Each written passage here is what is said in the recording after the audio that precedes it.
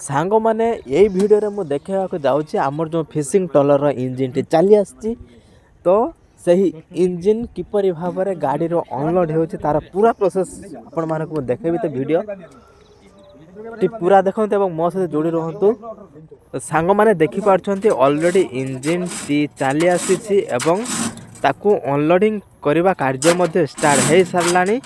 तो जो मैंने अनलोडिंग करने आसचंती से कौन करना तीनोटी लुहार जो खुंटी पुतंती खुंटी पुतिकी से जो इंजिन टाकू पूरा भल भाव ऊपर चेन पुली साहाଯ୍य बांधी देते चेन पुली साहाଯ୍य बांधी से हाइट करिए प्रथम हाइट कर सारापर से गाड़ी बाहर जीव एवं इंजिन टी तले से ओह्लैबे यही प्रोसेस में ऑलरेडी आमर कार्य चली आपण मैंने देखिपार्टी। तो वर्तमान चेन पुली देखिए टाणिया कार्य स्टार्ट हो सारा। तो इंजिन टी धीरे धीरे ऊपर को उठुची सांग माने।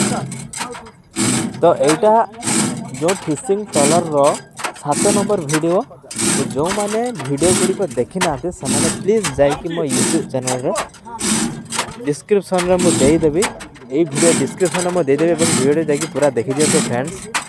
तो सांग मैंने देखी पार्टी वीडियोटी जे आमर जो फिशिंग ट्रॉलर रो इंजिन टी चली आसी किपर भाव में अनलोडिंग कर वर्तमान इंजिन टी आसापे ऑलरेडी राति हो गलानी आपण मन जानि परछंती। तो प्रोसेस चली ऑलरेडी। हां हां आगर जगह नहीं पूरा धीरे धीरे जा पाछे पानी टिकी दिबो आते रो जे ला से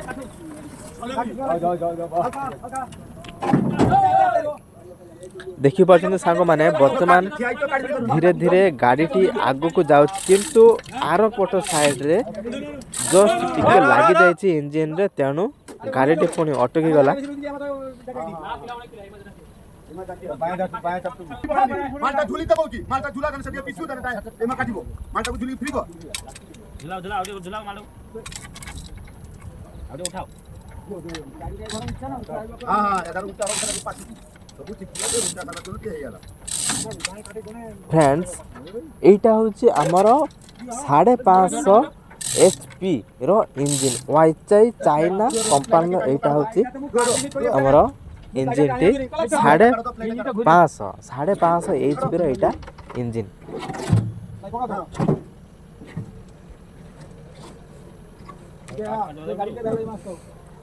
तो फ्रेंड्स देखी पार्टी ऑलरेडी गाड़ी बाहर जाइए से इंजिन टी को धीरे धीरे धीरे धीरे पुणी तलू खसुंच तले गोटे बाटाम रखिकी बर्तमान से प्लेस रे इंजिन टी को रखाଯିब। एवं मु आउ गोटे वीडियो आपण मानको देखापी चेष्टा करी जो इंजिन टी फिशिंग बॉडी ऊपर को किपरि भाव से चढ़ाऊँ तार मध्य वीडियो बनई आपण मानको निश्चित देखेबी। तो सांग माने वीडियो टे जोड़ी रुहंतु देखि परिबे किपरि भाव इंजिन टी अनलोडिंग होचे।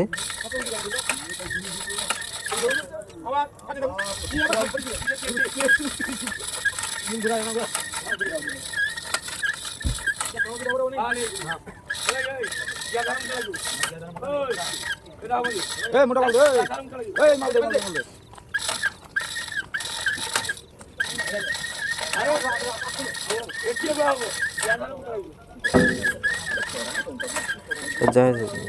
सांग माने देखी पार्थ ऑलरेडी इंजिन टी तल को आसे सारा।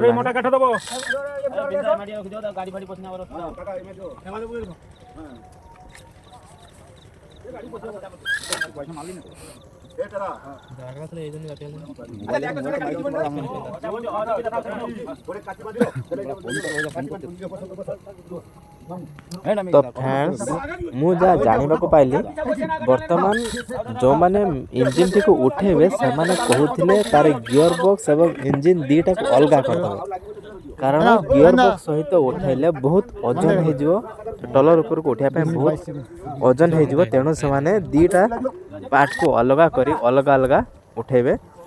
तो सांग माने मु निश्चित भाव में आपण मानको देखेबी जे इंजिन टी ट्रॉलर ऊपर को किपरि भाव में से चढ़ाउछन्ते एवं भितर को किपरि भाव में नहीं जाउछन्ते। तो सांग माने वीडियो रे निश्चित भाव में देखिबे।